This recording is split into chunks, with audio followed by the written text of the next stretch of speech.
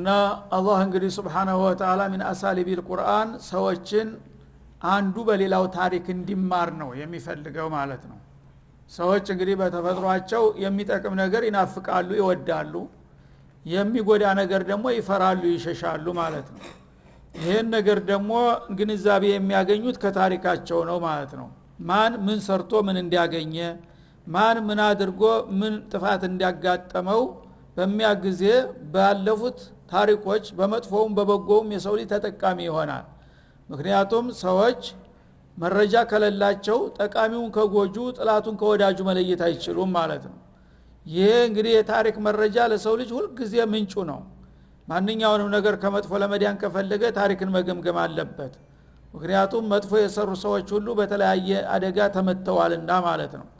መልካም የሰሩትም ደግሞ አላህ Subhanahu Wa Ta'ala መልካም በመስራታቸው መልካም እድል የሰጣቸው አሉ። ሁለቱንም ባወቅ ቁጥር ከመጥፎው እየሸሸህ መልካሙን የመጠቀም እድል ታገኛለህ ማለት ነው።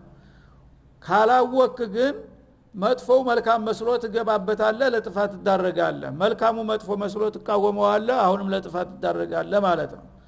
ስለዚህ አላህ Subhanahu Wa Ta'ala ወለቀድ አተው على القريه التي امطرت مطر السوء ሌላው ቀርቶ ይሄ በጣም መሰለን ሀይ ሁሉ ጊዜም የማይሞትና የማይጠፋ ቅርጽ ነውና ይሄ ልዩ አደገኛ ዝናብ አስከፊ ዝናብ የዘነበበትን ከተማ በአጠገቡ እየተላለፉ ያውታል ይላል። አፈለም የኩኑ የረውነሃ ታዲያችን አስገራሚ ታሪክ የተፈጸመባትን ቦታ አላዩዋትም እንዴ? እንዴት ነው ሰው ካይን በላይ ምን ምስክር ይመጣል? ራሳቸው የሚያውትና የሚያውቁትን ነገር ለምንድን ነው እንደዚህ የሆነው ሲባል እንደናንተ ጣዖታውያን ነበሩ፣ እንደናንተ ባለጌዎች ነበሩ፣ ያን ጥፋተው ቢሏቸውም ቢብለው ለዚህ አይነት ውድመት በቁ ሲባል ለካ እኔም ጌታ በትግስት ይዞኝ ነው እንጂ የዚህ አይነት ጣፈንታ ሊመጣብኝ ይችላል ብሎ ለመመለስ እንዲመቻቸው ነው ይህን ታሪክ ያቀረበው ማለት ነው። በልካኑ ላ የርጁነ ኑሹራ አለ።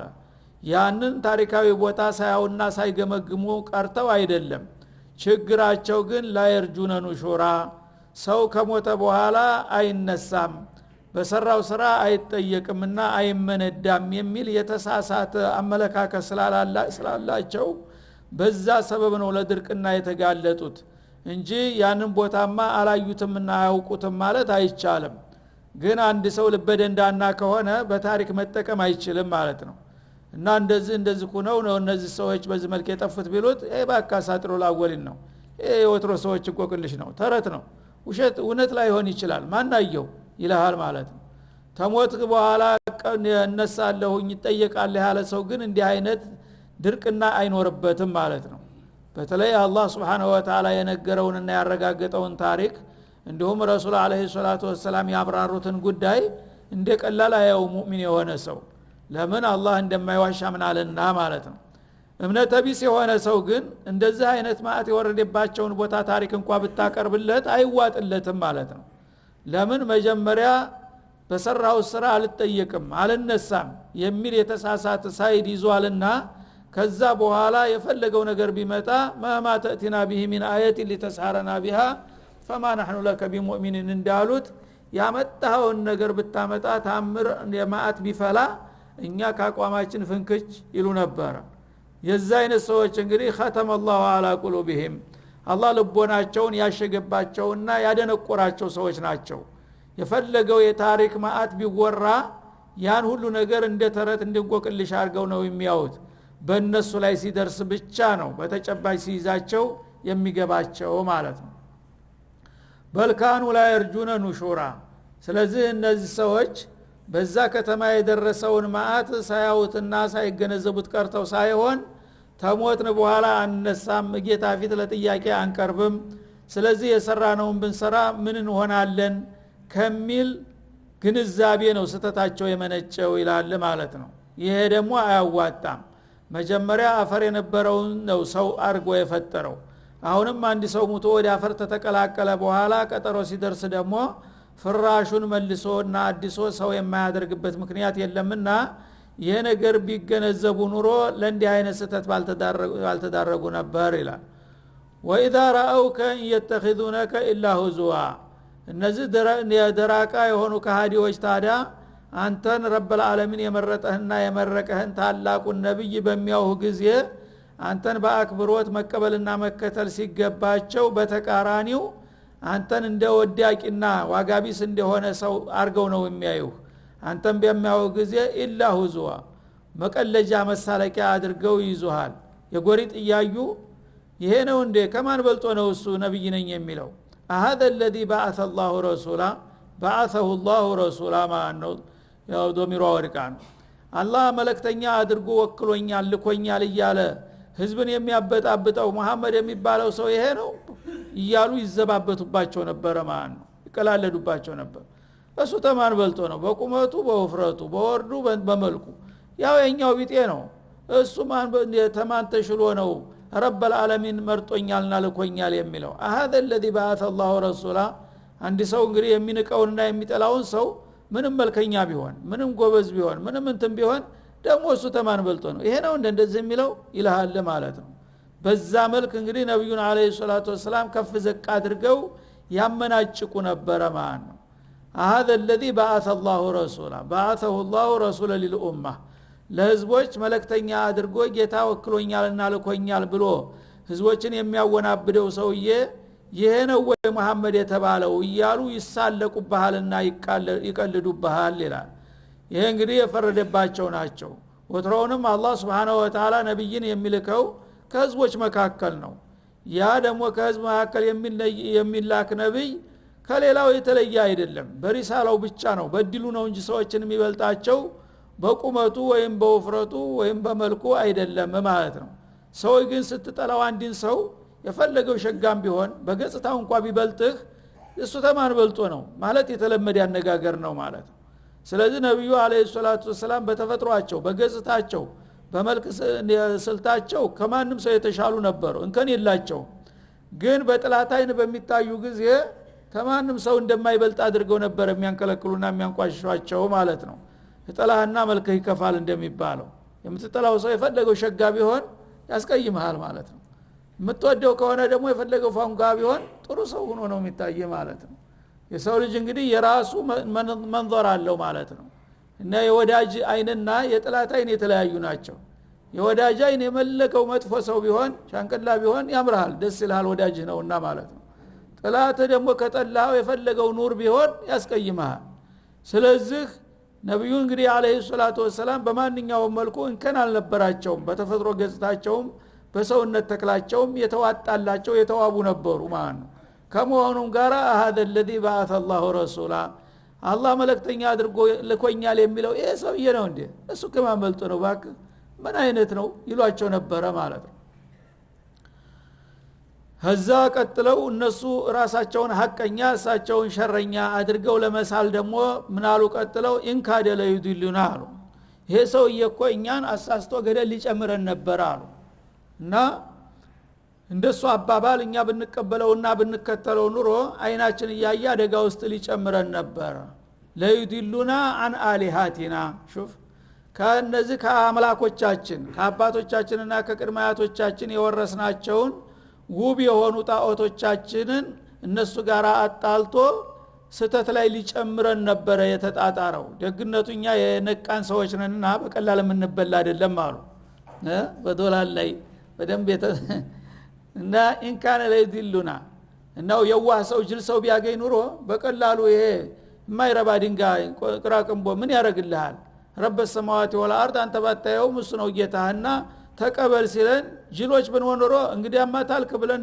ብንቀበለው ጉድ ሆነን ነበር አሉ ግን እኛ እንዲህ የምንቀመስ ቀላል ሰዎች ነን እንዴ እና በምንም አይነት የምንበገርለት አልሆንም እንጂ እሱማ እኮ ባለ በለላ ኃይሉ የተጣጣረው ሊያሳስተን ነበረ እነዚህን እነላት እነመናት እነውዛ እነሁበል የተባሉትን ጣዖቶች ሽረን የሱ የማይታይ የሆነውን ጌታ በወህም ዝም ብሎ በመሰለኝ እሱን እንቀበል ሊያደርገን ነበረ ደግነቱ ግን እኛ በቀላሉ የምንበገር ሰው አይደለንም አሉ ለውላ አንሶበርና عليها على هذه الالهات المزعومه እነዚህን እንግዲህ አምላኮቻችንን በጥርሳችን ነክሰን ጠንክረን ባንይዝ ኑሮ እሱ በቀላሉ አወናብዶ ጥፋት ላይ ሊጨምረን ነበር የመጣው ይሏቸዋል ማለት ነው وسوف يعلمون حين يرون العذاب من اضل سبيلا على الله እና አሁን እነሱ ራሳቸውን ብቁ ንቁ ጥንቁቆች አድርገው ነብዩን አወናባጅ አድርገው መግለጣቸው ነው። ግደለም ይዋሊዳር እንጂ ቀጠሮ አለ። ወደፊት በሚመጣው ጊዜ ከነብዩና ከነሱ ማን ነው ሰተት ላይ የወደቀውና ማን ነው አወናባጁ ማን ነው ትክክለኛው የሚለውን ወደፊት ታውታላችሁ። አሁን ግን ራሳችሁን በተቃራኒ ገልብጣችሁ እናንተ አለል ሐቅ ነክሳችሁ የያዛችሁ እሱ አወናባጅ ሆኖ ሊያጠፋን ተጣጥሮ ነበር አልሆነለትም እንጂ በል ግደለም ሊያጠፋ የተጣጣረው ማን እንደሆነ ነገ ታያለህ። ሊያዲን የሞከረው ደግሞ ማን እንደሆነ ነገ ትታዘባለህ። እና ነገሩን ገልብጣችሁ ነው ያያችሁት በላቸው ይላል። ስለዚህ አንድ ነገር ባጢልም ቢሆን ከለመድከውና ከወደድከው አብረህ ከቆየህ ሁሉ ጊዜ ኑር መስሎ ነው የሚታየህ ማለት ነው። ሁሉም ሰው ሁሉ ህዝብን ቢማለደህም ፈሪሁን አብሮ የኖረ ሸይጣን መላእክት መስሎ ይታየዋል ማለት ነው። ስለዚህ አንዳንዶቹ በግልጽ ይናገራሉ ተማያውቁት መላእክት የለመዱት ሰይጣን ይሻላል ይላል። እውነታቸውን ብለዋል ማለት ነው። ስለዚህ የዛ አይነት እንግዲህ አመለካከት የተጠናወታቸው ሰዎች ሁሉ ጊዜም ኸይር አይዋጥላቸውም፣ ሸር ደግሞ መጥፎ መስሎ አይታያቸውም። ለምን አመለካከታቸው ተበልዟል ማለት ነው። አእምሮአቸው ተገልብጦ አክስ ነው የሚያዩት። የዚህ አይነት እንግዲህ አመለካከት ያለው ሰው የመመለስ እድል የለውም። ለምን በገዛጁ በሩን የዘጋ ነውና ختم الله على قلوبهم እንዳለው አላህ እንግዲህ Subhanahu Wa Ta'ala በሚያቀው ቋንቋ ኪታብ አውርዶ እንደገና ባጠገቡ አብሮት ያደገውን በስነ ምግባር የታነጸ የታወቀ የተደነቀውን መሐመዱል አሚን ሷድ እየተባለ የሚወደስ የነበረውን ሰው መርጦ ወደ ፍቃዱ ሲጠራቸው እንደገና በተገላቢጦሽ እና የበሰበሰ ገበታ የሰብባሪ እንትን ነጣወትን እንዴት አድርገን እንለቃለን ነው በል እንዴት እንከዳለን። ይሄ ሰውዬ እኮ የሚጣጣረው እነዚህን ጣዖቶቻችንን ሊያስጥለን ነው። እኛ ግን ቀላል ሰዎች አይደለንም እንጂ እንደሱማ ሙከራ ቢሆን ኖሮ አድርጎልን ነበር እያሉ አንተን ያወግዛሉና የነሱን ደግሞ ጥሩ አቋም አድርገው ያንጸባርቃሉ። ይህ አባባላቸው ግን አልገባቸውም እንጂ ተቃራኒ ነው ይላል። ዛሬ አልገባቸውም እውነቱ፣ ነገ ግን የሚረዱበት ጊዜ አለ። ሲረዱ ደግሞ ስተማረም በማይቻልበት ጊዜ ነው። وسوف يعلمون يوم القيامة حين يرون العذاب المعد لهم በዚህ በኩፍራቸውና በሽርካቸው ሳቢያ የተዘጋጀና የተደገሰላቸውን ቅጣት በአይን ብሌናቸው በሚያው ጊዜ ጀሃነም ያጓራች ስትመጣ من اضل سبيلهم ام محمدون መንገድ የተሳሳተው አወናባጅ መሐመድ ነው ወይስ እናንተ የሚለውን የዛ ጊዜ ይረዳሉ። የዛ ጊዜ አለይሰ هذا بالحق قالوا بلا اله الا الله እና የውመል ቂያማ በሚሆንበት ጊዜ ጀሃነም ይመጣል ምናምን ብሎ ሲነገራቸው አሳጥሩ ላወልን ባክ ዞር በል እንቆቅልሽ ነው ይሄ ሰው የኋላ ቀር አስተሳሰብ ነው ይሉ ነበር። ጀሃነም እንደዚህ ያጓራች በምትመጣበት ጊዜ አደባባይ ወጣ ደንበኞችን አስረክቡኝ ስትል የዛ ጊዜ አለይሰ هذا بالحق ይላል። በዱንያ ይሄ ነገር እንደሚመጣባችሁ አበክረን ስንነግራችሁ ነብዩን ውሸታም አወናባጅ ይያላችሁ ታወግዙት ነበር። አሁን ያ የተባለው ነገር ይሄው በጋር መጣ። ጀሃነም ማለት ይችናት አሁን እስትክዱታላችሁ ጎበዝ ሲባሉ ላ አሁንማ ታይን ወዳ ምን ምስክር አለ ይለዋል ማለት ነው። ጅብታ ደውሻቸው ቢነድም አደም ቢያለቅስ ጣቱን ቢነክስ ጊዜው ተቃጥሯል ማለት ነው። ያኔ ይገባቸዋል ዛሬ ያልገባቸው ይላል አላህ Subhanahu Wa Ta'ala። ስለዚህ አበክሮ ያወቀ የተጠነቀቀ ይድናል የዛቀን። ዛሬ ግን የቁም ነገሩን ዋዛ ፈዛዛ አድርጎ እየቀለደ እየተሳለቀ በአህለል ሐቅ ላይ የሚያመናጭቅና እነሱን የሚያጥላላው ሁሉ ዛሬ እሱ ራሱ ስልጡን አድርጎ የአላህን ወዳጆች እንደኋላ ቀር ቢቆጥር ግደለም ምርትና ግርዱ የሚለይበት ወደፊት መልካው ይመጣል ጠብቅ በለው ይላል ማለት ነው። አራአይተ አኽቢርኒ እስቲ ንገረኝ አስረዳኝ ማን ተኸዘ ኢላሃ ወሃዋ ዝንባሌውን አምላክ አድርጎ የያዘው ሰውዬ ስለሱ እስቲ ንገረኝ ይላል። እንግዲህ ብዙ ሰዎች ባለማወቅ ዛሬ አላህ የላከላቸውን ሪሳላ የመዳኛቸውን አቅጣጫ ጠቁሟቸውና መርቷቸው አንቀበልም አሻፈረኝ ብለዋል ማለት ነው። በዛ ተቃራኒ ነብዩን ሊያወናብድ የነበር የሚለው ሰውዬ እሱ ግን በሰይጣን ነው የሚነዳው እና ኢላሁ ሀዋው ነው አለ። ሀዋ ማለት መጥፎ ዝንባሌው ለሱ ደስ ያለው ነገር ሁሉ ኸይር መስሎ ይታየዋል፣ ለሱ ደግሞ የከበደው ነገር ሁሉ ሸር መስሎ ይታየዋል። ይሄ ሰውዬ እንግዲህ የኔ አምላኬ ሀዋዬ ነው ብሎ አይናገርም፣ ግን ተጨባጩ ሁኔታ ይሄ ነው ማለት ነው። አምላክ የለንም የሚሉት ሁሉ ከዛ አይወጡም። ሌሎቹ የተለያየ አምላክ ሰይመው የሚሳለሙት ያው በአንድ ፊቱ ያው ጌታችን ብለዋል ለይቶላቸዋል ማለት ነው። ግን በአሁኑ ጊዜ በተለይ አለማኒ የሚባል አለ። ዓለምን ያጥለቀለቀው እሱ ነው በብዛትም ማለት ነው። ይሄ በዘመናዊ ስልጣኔ ስም አለማኒ ይባላል። ዘመናዊ ትምህርት የተማረ ሰው ያው እንግዲህ በዲን አያምንም ማለት ነው። የዲን እምነቱ ይጠፋል እና የሰው ልጅ በዱንያ ላይ ተምሮ ሰልጥኖ ለኑሮው ማሻሻል የሚችለውን ሰርቶ አገርንም ገንብቶ በተራው ይሄዳል። ሌላው ትውልድ ደግሞ ይመጣል። ስለዚህ ከሞት በኋላ ተነስቶ በሰሩት ስራ ተጠይቆ እንደገና በጥፋት ወደ ጀሃነም በልማቱ ወደ ጀነት የሚባለው እኮ የኋላ ቀር የጅሎቹ ቋንቋ ነው ይላል ማለት ነው። ስማቸው ሙስሊም የተባሉ ሳይቀሩ የዚህ አይነት አስተሳሰብ የተጸናወታባቸው ማአት ናቸው። ወንድሞቻችን እህቶቻችን ሳይቀሩ ልጆቻችንም ማለት ነው። ለምን የስልጣኔ የዘመናዊ ትምህርት የሚባለው እኛ ግዚያዊ ጥቅሙ በሚታይ ጊዜ ማንም ሰው መማር አለበት ብሎ ሁሉም ይስማማል። ግን ከጀርባው ሌላ መልእክት አለ። እነሱ በስልጣኔ ስም በዚህ አጋጣሚ ዓለምን በሙሉ በቁጥጥራችን ስር መዳፋችን ስር ልናገባው የምንችለው በዚህ ነው ብለው ነው የዘረጉት። ለዚህ ተብሎ ማንኛውም ዓለም የሰለጠና የበለጸገ ሀገር የሚባለው ድሃ ሀገሮችን ዘመናዊ ትምህርት እንዲዘረጋ የማያረጉት ጥርት የለም። በዛ በትምህርት አማካይነት የነሱን የበላይነት እንድትረዳና የነሱ አገልጋይ እንድትሆን ነው ዋናው ዓላማ ማለት ነው። አለበለዚያ ለአኺራው ብሎ ነው መላእክት ነው የሚያፈሱት በአለም ዙሪያ ለትምህርት ይሄን ያህል ቢሊዮን ተመደበለት ለገሌ ሀገር ይባላል በየቀኑ ማለት ነው። አጎተ ነው አክስትህ ለምንድን ነው የሚመድብልህ?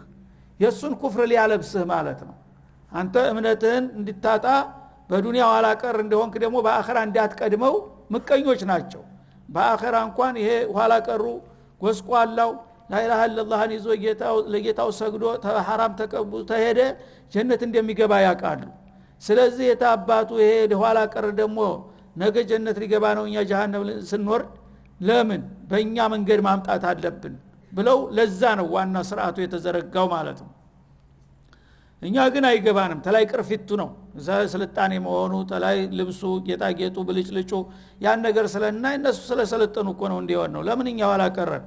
አላ ሂሳብ ዲንም ቢሆን እስላም በያልክ ባካት ትጃጃል መኖር አለብህ መሰልጠን አለብህ ይባልና በዛ ትገባለህ ማለት ነው። ስለዚህ እንግዲህ ይሄ መሽሩዕ የታወቀ ነው በአለም አቀፍ ዙሪያ ማለት ነው። ስለዚህ እነዚህ ሰዎች ምንድነው ዋናው አላማቸው ከተባለ اتخذوا آلهتهم هواهم ዝንባሌያቸውን ስሜታቸውን ለጊዜው ጣፋጭ የሆነ ምግብ ሐላል ነው ሐራም ነው የለም እና ጣፋጭ የሆነ ምግብ ሁሉ መብላት አለብኝ መደሰት አለብኝ። ጣፋጭ የሆነ መጠጥ አስካሪ ነው ምንድነው የሚባል ነገር የለም መጠጣት አለብኝ። ደስ የሚል ልብስ ሁሉ ሐር ነው ወርቅ ነው የሚባል ነገር የለም የፈለገውን ማድረግ አለብኝ። እኔን ደግሞ የሚጎዳይ ከሆነ የፈለገው ሰው ቢሆን መግደል አለብኝ ማሰቃየት አለብኝ ማሰር አለብኝ መፍጨት አለብኝ ይላል ማለት ነው። ለኔ የሚጠቅመኝ ከሆነ ደግሞ ለኔ ግረድ የሚሆነውን ተኔ ዙሪያ አሰልፋለሁኝ የኔ አገልጋይ ይሆናል ብሎ ነው እንትን ነው። ስለዚህ ያንተን አኺራ አንፈልግም ነው የሚሉት ያሉት። አንተ ነገ የቻ ዓለም ታልቃለህ ከዛ በኋላ ተሞት ተነስታችሁ ከፊላችሁ ወደ ጀሃነም ከፊላችሁ ወደ ጀነት አትበለን። እኛ እዚሁ ጀነት እናረጋታለን ምድራችንን እዚሁ ምድራችንን አሰልጥነን በራሳችን ስርዓት ለኛ እንድትመች እናረጋታለን። እኛን ጅራት የተከተሉ የኛን ጌትነት የተቀበሉ ፍርፋሪ ይሰጣቸዋል ያንተን ጀነት ስለሚጠብቁ ዝም አንልም። ያንን ታላደረጉ ደግሞ እዚህ ምድር ላይ መኖር የለባቸውም ነው የሚሉት ያሉት ማለት ነው። እና አላህ ጋር ነው ከኛ ጋር ሳይሆን ፍጥጫው ዋናው ከሱ ጋር ነው። እኛ እነዚህን ሙስሊሞች ዲናቸውን ይዘው ሙተው በጀነት ሊገቡ እኛ እንደገና እዚህ ተከብረንና ታፍረን ኑረን ሲያበቃ ነገሌ ጀሃነም ተላኩ ሊባል አይደረግም። በምንም አይነት ይዘናቸው ነው የምንሄደው ብለው እዚህ ምድራዊ ህይወታችንን ብቻ ሳይሆን ዘላቂ ዓላማችንን አኺራችንንም ጭምር ሊያሳጡን ነው የሚዋደቁት ያሉት ማለት ነው። እና ራአይተ ያየህን ይላል ማን ይተኸዘ ኢላሃሁ የተለያየ አምላኮች የያዙ አሉ። አንዳንዱ ደግሞ የባሰበትና የለየለት የማይታይ የማይለይ አምላክ አለው አለ። እሱ ምንድነው? ሀዋ የራሱ ስሜቱና ዝንባለው እሱ ደስ ያለውን ነገር ብቻ ማድረግ ነው ያለበት። አላህ የሚወደውን ነገር አላህ የሚጠላው ነገር የሚባል እሱ ዘንዳ ቦታ የለውም ማለት። እንግዲያውሳ እኔ ደስ ያለኝን ጥሩ ነው ሰራዋለሁ እኔ ደስ ካላለኝ ደግሞ የፈለገው ሰው ቢናገር የፈለገው ቢተሰኩር አልሰማም ባይ ነው ማለት። አፋንተ ተኩኑ عليه ወኪላ ታዲያ እንዲህ አይነቱን ደረቅና ደንዳና አንተ ተቅጣት ለማዳን ኃላፊነትን ተወስዳለህን ይላል አላህ Subhanahu Wa Ta'ala። ይሄ እንግዲህ ጥፋቱን የመረጠ ሰው ነው። እዚህ በዱንያ ላይ የፈለገው حرام حلال خير شر የሚባል ነገር የለም። እኔ ደስ ያለኝንና የመሰለኝን ማድረግ አለብኝ ከዛ በኋላ የመጣው ይምጣ የሚል ሰው በራሱ ላይ ፈርዷል ማለት ነው። ይህን ሰውዬ ደግሞ አላህ የተመቅጣት ወደ ኋላ አይልም። ይህን አይነት እንግዲህ አምን የገዛ ስሜቱንና ፍላጎቱን የሚያመልክ ሰው ጌታ ሊቀጣው በሚነሳ ጊዜው መልቂያማ ገሌንማ አትቅጣው ብለህ ልታስጥለው ልትገላግለው ትሞክራለህን? ማን ነው ይህን ሰው ሊገላግል የሚችለው? ይህን አይነት እንግዲህ ታልቀጣ አላህ ማን ነው የሚቀጣው? ማንም ገላጋይ አይድነኝም። እሱን ለመቅጣት በመፈልግበት ጊዜ አንተ እንኳን ሽምግልና ብትመጣ አታድነውም። እንዲህ አይነቱን ሰው የማዳን ማንም ጉልበትና ስልጣን ያለው ሰው የለም በማለት ያስጠነቅቃል ማለት ነው። ምክንያቱም ይህ ሰው ለራሱ ብቻ ሳይሆን ዓለምን ለማጥፋት የሚባትል ሰው ነው ማለት ነው። እና የተሳሳተ መሽሩዕ ዘርግቶ የኩፍር አትክልትን ዘርቶ በዛ ዙሪያ የዓለም ህዝቦች በሙሉ በሱ መሽሩዕ ኩፍር ውስጥ እንዲገቡ ስለሆነ የሰራው ይህን አይነት ሰው አይቀጡ ቅጣት ነው የምቀጣው። እሱን ልቀጣው በመፈልግበት ጊዜ ደግሞ ማንም ገላጋይ ሊያድነው አይችልም አንተ እንኳን ብትሆን ይላቸዋል ማለት ነው። አም ተحسቡ አን አክثرهم يسمعون እንዲህ አይነት እንግዲህ ከንቱ የሆነ አስተሳሰብ የተጸናወታቸው ሰዎች ለዱንያ ብቻ ነው መኖር ያለብን ጀነት ጀሃነም እያልክ አትጃጃል ራስህን አታታል። ይሄ የወትሮ ሰዎች የሚያወሩት ኋላቀር ፍልስፍና ነው። ዛሬ የትና የት በ21ኛው ክፍለ ዘመን ሰዎች በቷሮህ የትና የት ዘልቀው አጥናፍና አጥናፍ ዓለምን እየቃኙ ጨረቃን እየዳሰሱ አንተ 5 ጊዜ ስግደት ትለኛለህ ይላል ማለት ነው። የዛ ጊዜ እውነት ይመስላል የዋህ እና እውነትም የሰውዬ ነው የሰለጠነው የቀደመው። እሱን ደግሞ አላህ ቢወደው ነው ይሄን ሀብቱም ስልጣኑ ሁሉ ነገር የሰጠው ትልና በቀልጥታ ጌታ አለቀ ወደሱ ጉያ ተሸረኮታለህ ማለት ነው። የዛ አይነት ሰው አምታህሰቡ አና አክثرهم يسمعون አንድ ጊዜ ግራ መጥቷቸዋልና የዛ አይነት እንግዲህ አስተሳሰብ የተጠናወታቸው ሰዎች አብዛኛዎቹ ጨርሶ እንኳን ባንል አንዳንዶች አልፎ አልፎ አላህ ሂዳያ የሚሰጣቸው ሊኖሩ ይችላሉ። አብዛኛዎቹ ግን የፈለገው መካሪ ቢመጣ የዛ አይነት አስተሳሰብ እስከ ተጠናወታቸው ድረስ ይሰማሉ ማለት ዘበት ነው። አይሰሙም ማለት ነው። የልብ እንደ ጆሮአቸው ተዘግቷል፣ አይናቸው ታውሯል። እነሱ የሚመስላቸውና ደስ የሚላቸውን እንጂ ማንም መካሪ ማንም አስተማሪ መጥቶ ቢነግራቸው ይሰማሉ ብለህ አታስብ ይላል። አው ያዕቂሉን ወይም ደግሞ በቃል ቢሰሙት የሚሰማውን ነገር አይረዱትም። የሰሙትን ነገር አብራልተው በህሊናቸው አጣጥመው ይሄ ነገር እውነትም ኸይር ነው ብለው የመረዳት አቅም የላቸውም ማለት ነው። እና በዚህ እንግዲህ አስተሳሰባቸው ወዴት ሄዱ?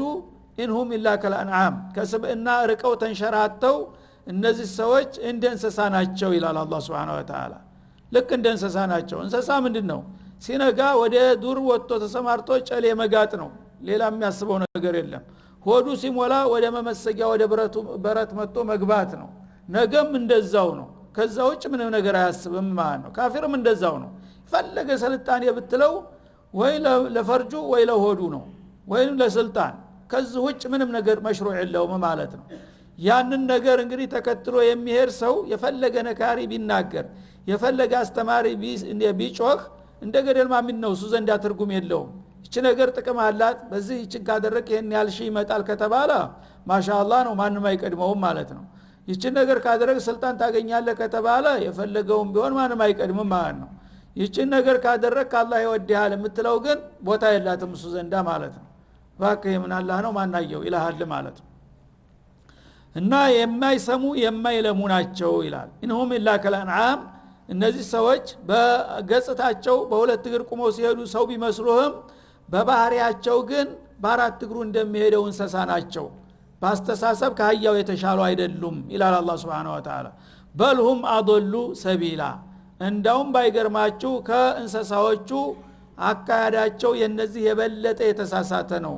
እንስሳማ ጥቅምና ጉዳቱን ያውቃል እኮ አባለቤቱንም ያከብራል የሚጎዳውንም ይሸሻል። እነዚህ ግን ከእንስሳዎቹ የባሱና የዘቀጡ ናቸው ይላል አላህ Subhanahu Wa Ta'ala። እነሱ የመጨረሻ የስልጣኔ ቁንጮ ላይ ነን ይላሉ። እሱ ግን ከአህያው በታይ ናችሁ ይላል አላህ Subhanahu Wa Ta'ala። እና ይሄ ነውና ያለው ሁኔታ አሁንም ልብ ያለው ልብ በል እንደሚባለው እነዚህ ሰዎች ይዘውን እንዳይጠፉ ነው። ከዱንያ ጥቅማቸው አላካፈሉንም የነሱ ጅራት ሆነን ያለ ነው። ነገ ደግሞ መልሰው ጀሃነም ይዘውን ሊሄዱ ነው የሚፈልጉት ማለት ነው። ስለዚህ ቢያንስ ዱንያውን ምንም አይደለም ብንከስረም ነገ ያው ሁሉም በሞት ይገላገላዋል ማለት ነው። አኺራውን ያጣ ሰው ግን የመጨረሻ ኪሳራ ማለት እሱ ነውና እነዚህ ከአህያ በታይ ከእንስሳ በታች የሆኑ ህዝቦች የነሱን ጅራት ተከትላችሁ ጥፋት ላይ እንዳትገቡ መጠንቀቅ አለባችሁ።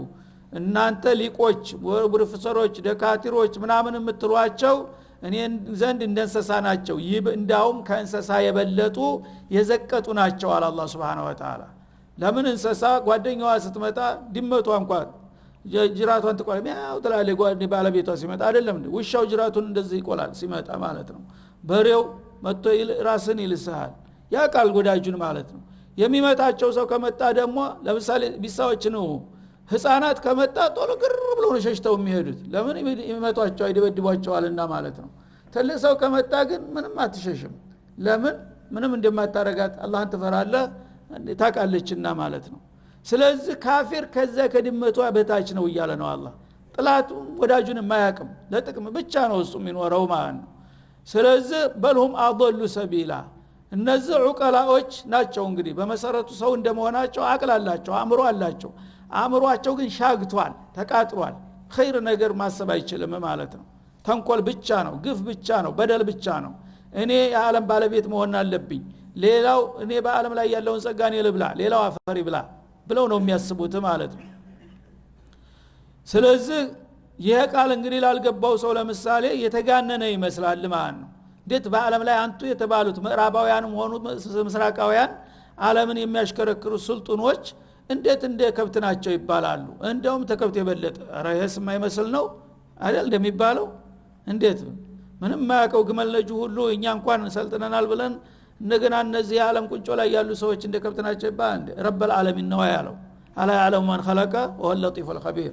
ሰው አይደለም እኮ ያለው የፈጠረው ባለቤቱ ነው። አንተንም እኔንም የሚያውቀው እነዚህ እናንተ አለቆች እናንተ እንደ ሰማይ ኮከብ አረቃቸው የምታያቸው አንድ ቀን በአንድ ሙናሰባ ያገኘ እንደሆነ ከገሌ ጋር ፎቶ ተነሳው ትላለህ ነገ ጀሃነም አብረን ልትወርድ እሱ ጋር ማለት።